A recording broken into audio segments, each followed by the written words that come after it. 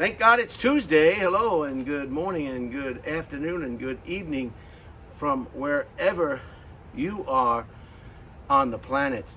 Today is a mild day. It's about 72 degrees with a light breeze here in Southern California, Redondo Beach. I'm in the garden area. After I finish flapping my jaws, as they say, I'll give you a little bit of an overview of some of the changes, some of the little bit of trimming I did, a little spring cleaning. I was in Austin for a while, and when I got back, some things had been overgrown and needed to be trimmed, cut back, made more neat. And when you're dealing with a Chinese garden or a Japanese garden, I think that is the biggest thing, neat. I like things neat. I do not like things unneat.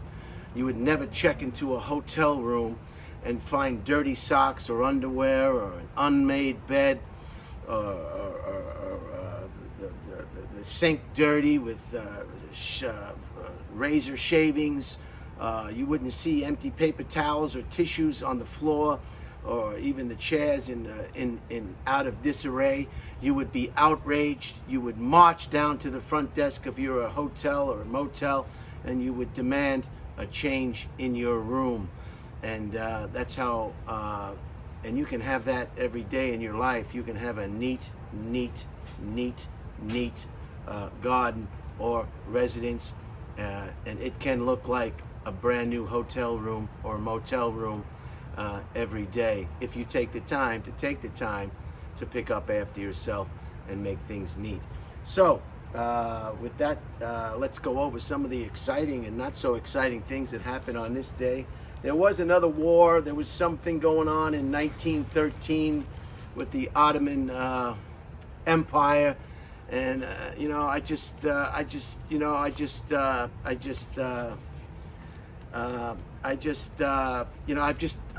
to take a break from the war, the constant war. I just got to let it go.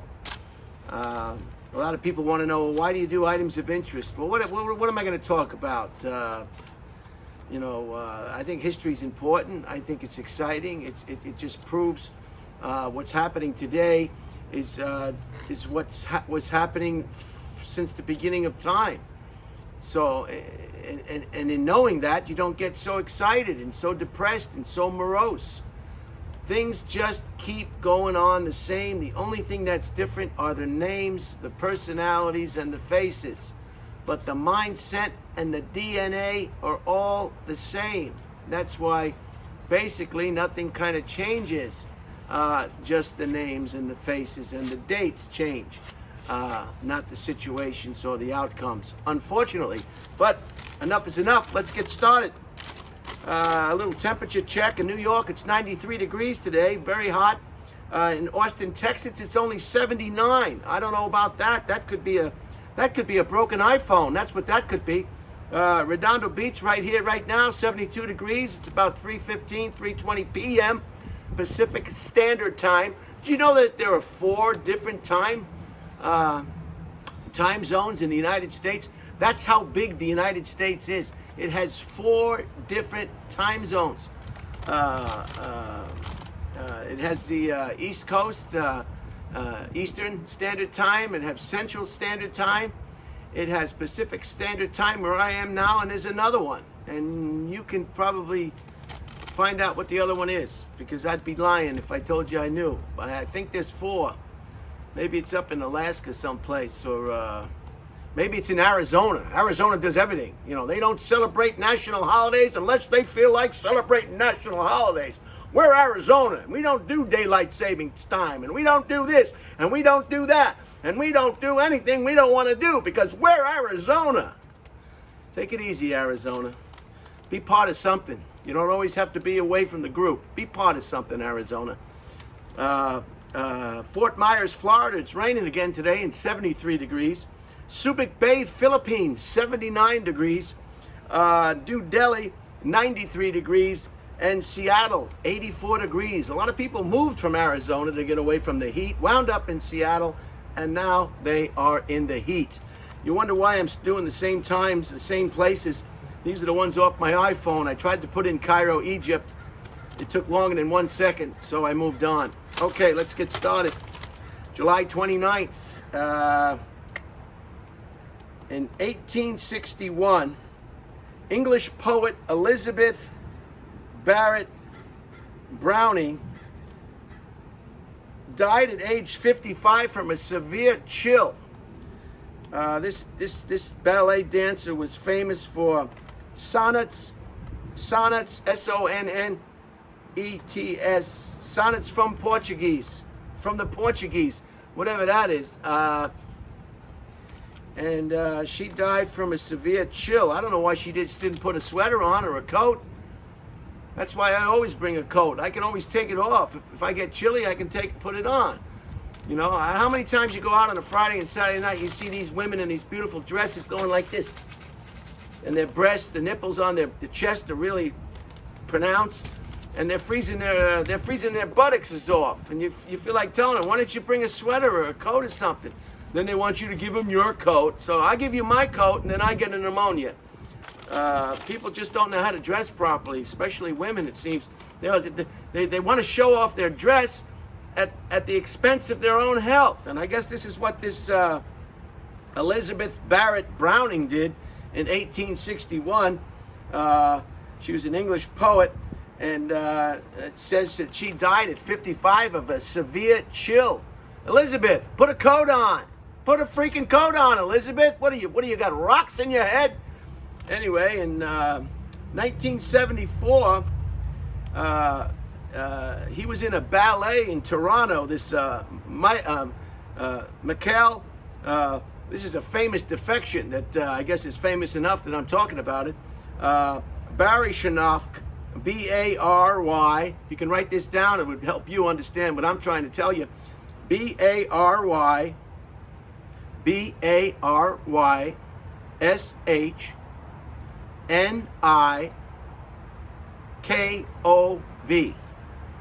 B-A-R-Y-S-H-N-I-K-O-V. Mikhail looks like Barry Baryshnikov, maybe. He defected, and the reason he was able to settle in the United States was he cited artistic reasons, and he was able to defect from the Soviet Union, Russia, and settle in the United States in 1974. And we have all these people from South America trying to get out of South America for real reasons, safety reasons, security reasons. There's violence in South America. They've got people being locked up for political opposition leaders. I think in this Daniel Ortega character, he's got 15 or 16 people locked up because they want to run against him. The hits just keep coming. There's no security. There's violence against women. They kill women and beat women and rape women like it's no tomorrow. There's no jobs. There's no security. There's no future. And that's why they're coming. The same reasons why the Europeans came to America and settled it in a day when they did. I mean, everybody here in America is an immigrant, except the only people that aren't are American Indians. Everybody else is from someplace else. So I got a lot of sympathy for everybody trying to get to America. You know, they just don't wake up one day and say, let's walk to America. There's excruciating pain and hardship, violence, and unsafety in South America. I'd like to ride my motorcycle from San Diego to the tip of South America, but I'd probably be killed 14 times. I'd have to have, how much money would I have to have when I get robbed to give to the robbers on the way? And then maybe you'd give them their money and they'd kill you anyway. It's just not a very safe place, South America right now, and that's why you see all these people. It's full of dictators. And just a scary situation. That's why you got to thank your lucky stars you're an American and you're in a relatively safe country compared to a lot of places in the world. But artistic reasons, and if you ever go to a ballet, it's kind of, they put these tights on, these long tights that look like skin. And I've never been to a ballet, but I've seen photographs on television and in books.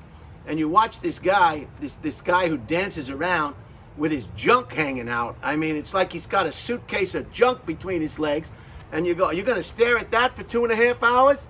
Give me a break. Put on I don't know, cover that up. Who wants to look at a guy's junk in a tight suit or tights, dancing around on his tippy toes? So I don't know about that one. 1974, he defected and settled in the United States. Mikhail Baryshnikov. In 2007, the first iPhone was manufactured and sold by Apple, the first smartphone or iPhone. And they say there's enough technology in the iPhone. It was the same amount of technology in the aircraft that put men on the moon, are right in the palm of our own hand right now, our smartphones. It's just amazing. I don't understand it. I don't understand it. I just don't understand it. I guess those are all the satellites up there that you can call somebody on WhatsApp, or Viber. All these you can call somebody and talk to somebody in South Africa, and it's like you're talking to them right around the corner. It's just a fascinating time to be around, I guess. And in 2009. Bernie Madoff was sentenced to 150 years in jail. 150 years in jail for being responsible for the largest Ponzi scheme in the whole world, or the United States. Probably the whole world, because that's where all the rich people live. It's in the United States, a lot of them. And they have a lot of money and they want more. See, when you get a lot of money, there's something that you sleep at night and you dream at night and you just try to want more. You figure the average man lives to about 78 years old, so you ask yourself, well, how much money do I need to last till I die? And that would be a normal amount of money, right? But for these people, they're like Roman kings or something. They say, how can I make more money? How can I make more money? How can I make more money? I don't have enough money. I need more money. And that's a cost that they're going to have to bear for themselves. That unrelenting need for more money. And the more you buy, the more you need. If you don't buy, you don't need. Anyway, Bernie Madoff was sentenced to 150 years. So you don't mess with rich people's money. You can murder somebody. You could murder a family of 4 and probably get 7 years, maybe 10, be out on good behavior in 15. But don't mess with rich people's money. So the judge, I guess, was a rich person, like judges are, and they gave him 150 years for stealing rich people's money. So that's it. Capitalism at its finest. So those are some of the things. 1, 2, 3, 4 things. Not too bad. 4 items of interest for July 29th. And I want to say, you're probably wondering why I'm wearing this. This is Union Pacific. My friend Domingo gave me this. This is a hard hat. Hard hats, a lot of people want to know why construction workers use hard hats. I thought it would be a good time or a good day to explain the rationale behind a hard hat. We saw a lot in yesterday's presentation of the construction of the lipstick on the pig, LAX. And hard hats keep your head safe from falling objects. In construction sites and what have you, there are men all over and women working, and they may drop something. A piece of equipment may fall. Something will maybe let loose, break loose. And if you have a hard hat, it may save your life. So this is a Union Pacific hard hat. I don't know if you can see that. Domingo used to work for the Union Pacific Railroad, and I think that's a career I think I would have liked, riding the rails and going all over the United States on the railroad. That would have been pretty fun. Or maybe Merchant Marine. That seems like an exciting Merchant Marine. It's not the Navy, it's the Merchant Marine. You get to get on a boat and you go all over the world and then when you go to port, you just go nuts. You just go nuts. Anyway, Yeah, the U.S. Navy wouldn't go so nuts if they let them, like the British, I think, are allowed to drink beer on the Navy ships. But the United States, they can't have any alcohol. And so that's why the U.S. Navy, when they hit a port, they just go nuts. I mean, they just nuts. And so this is a hard hat. They come in usually yellow because you want to be seen. And this one has kind of got a brim. But it serves an also purpose. It keeps your head cool on a hot day. It just has a little rim. If it's raining, it'll keep the rain from catching your nose and getting in your face, perhaps. So this is a very stylish, in my opinion, hard hat. And I like it a lot. And it comes with a thing in the back, see? A thing in the back that you can tighten it and loosen it. Can you see it? Here, let me put this up to the camera, and then you'll see what I'm talking about. Call before you dig, 1-800-336-9193. Fiber optic cable. Call before you dig. That's another big one for construction workers. Don't just start digging without knowing what's underneath there. This is a Union Pacific. Safety begins with you. And it's a picture of the Union Pacific logo and a locomotive and some freight cars. So I'm excited about it. I like it. And I can tighten it to fit my head. And there it is, Union Pacific. So I feel qualified to do any job with a hard hat. And you can even use them. I've known a guy used to wear them inside his house because his wife was so violent. And so let me finish up. I'm done yapping, and I'm going to give you a quick tour of the garden. I've got seed soaking. I've got the bonsai starter kit soaking. Thank you, Brian Redband. I'm excited about that. They'll be planted soon. They're soaking in water for 24 hours before they're sowed. And let me just give you a little overview of the garden here. And I guess it's my little high line, my little high line from New York City. So let's go. Let's move it around. What I'm going to do first is retract my my stanchion on my tripod, and then I'll bring it down,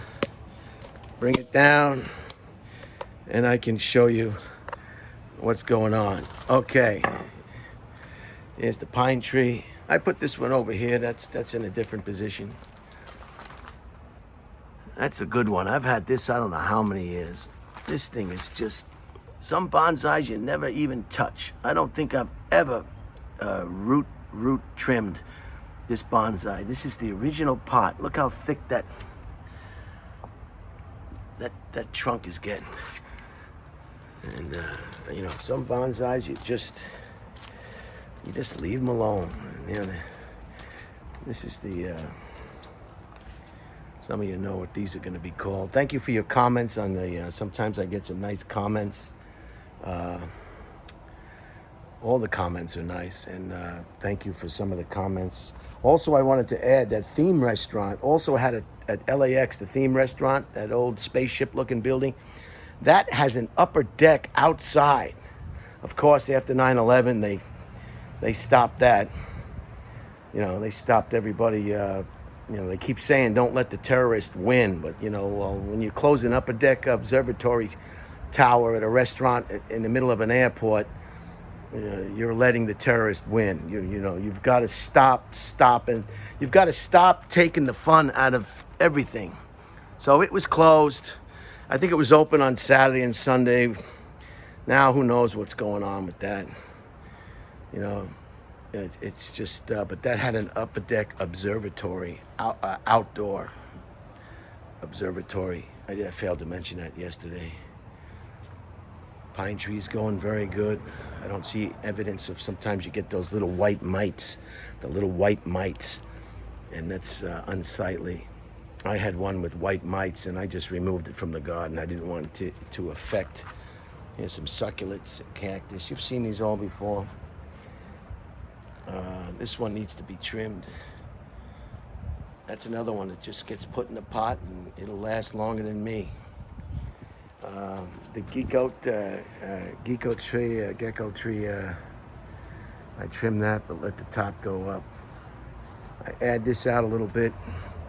The olive tree got it got thinned out a bit, as you can see. And I want that to eventually go up. The bamboo is going good. What else did I trim?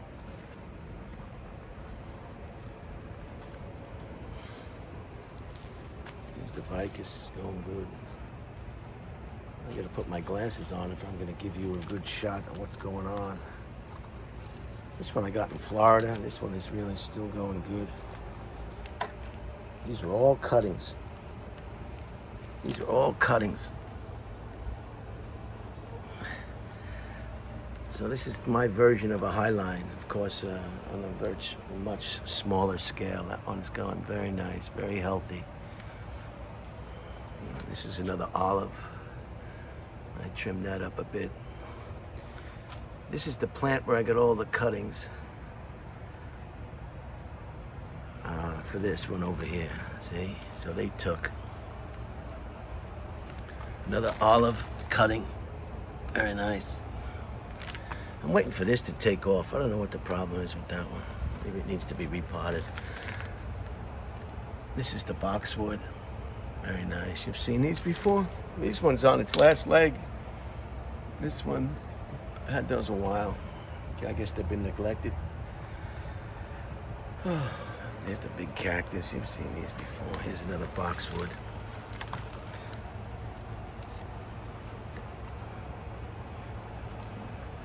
Some weeds. You gotta keep up on this stuff.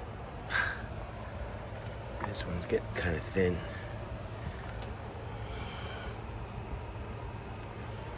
Look at the nice flowers on that.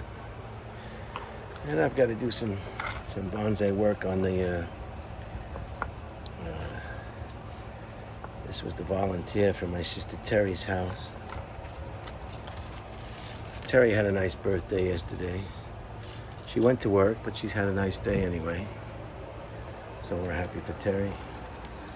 What else did I want to show you? This is the one that's on its last leg. I may be losing. See the white flowers? That might be on its way out. And they come and go. You can't get attached. If it wants to live, it wants to live. If it doesn't want to live, it doesn't want to live.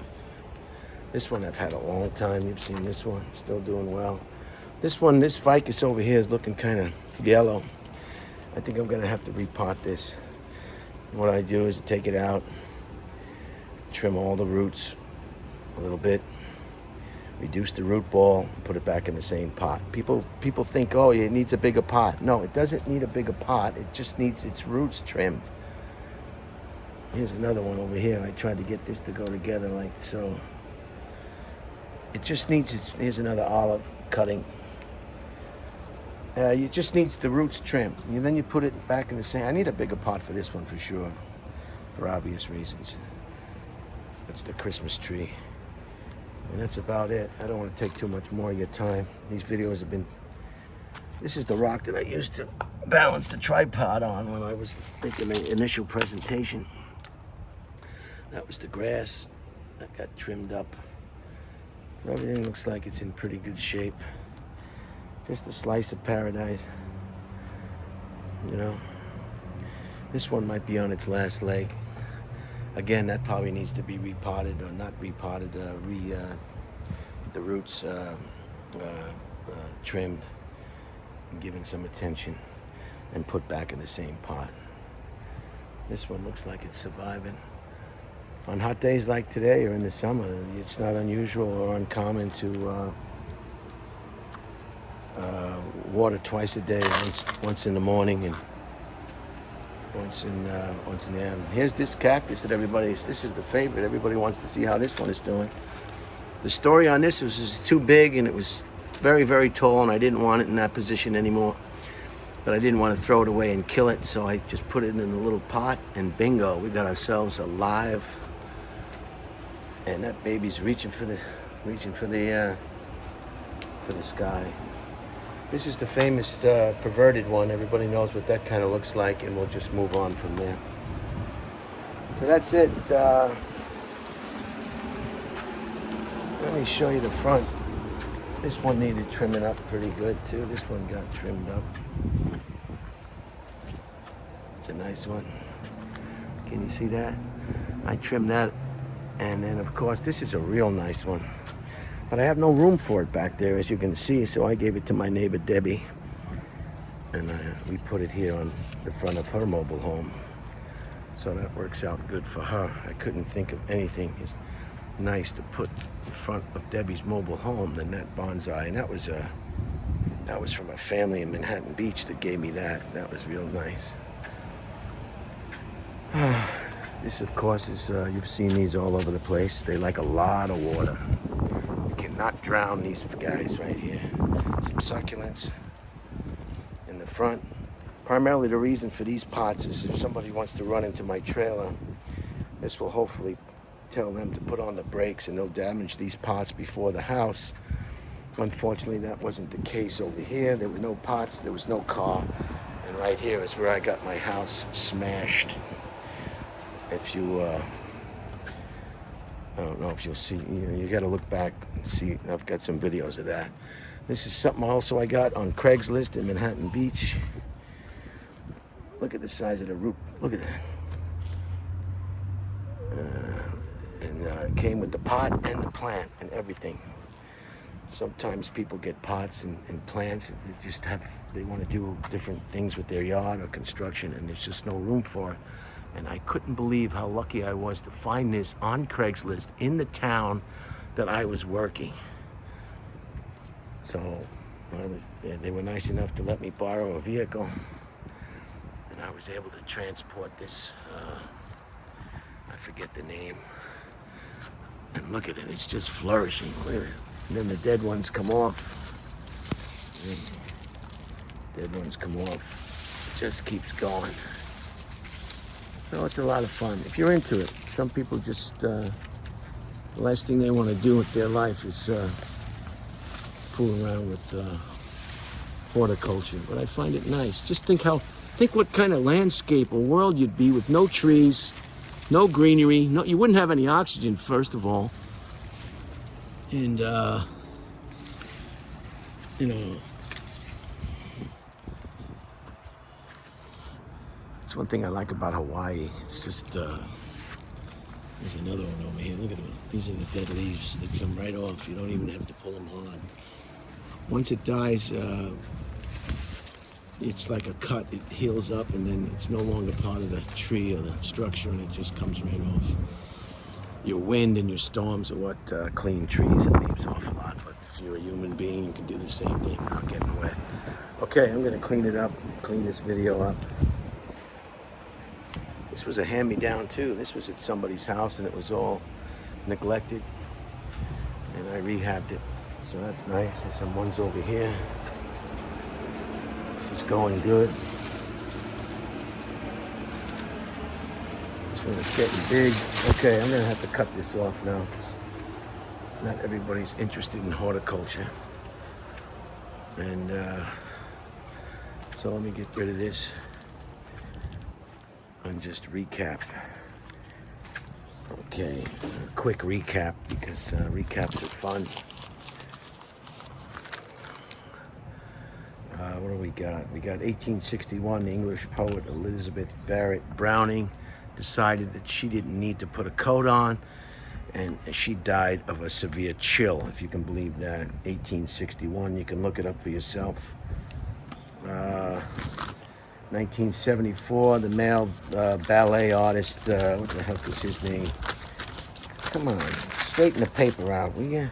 Mikhail Baryshnikov defected for artistic reasons. Mikhail Baryshnikov. I spelled it already. You want me to spell it again?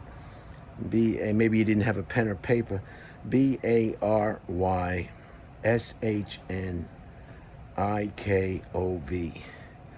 And the first name is Mikhail. That was in 1974. He defected to the United States, and he's been living happily ever after with his junk. 2007 was the first smartphone. Can you remember what you were doing in 2007? Maybe you were online. Maybe you're one of those people that wait online because you got to be the first one to have it on your block. Some people just like waiting on lines. they're big on lines in California. If they see a line, they just want to get on it. If I see a line, I go someplace else. What's the sense of being an American if you got to wait online? You might as well be living in Moscow.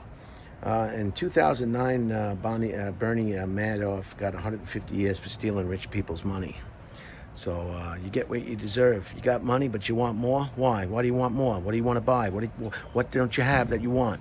What's the deal? What is the money thing? You know, how much money do you need to live comfortably? When is enough? What is in your brain that wants you to have more and more money when you're going to be just as dead as everybody else with no money? Figure it out for yourself. And a shout out to the Houston paramedics, doing a great job keeping people safe. And keep up the good work. Thanks for your comments, and I'm gonna bounce. I hope you enjoyed it.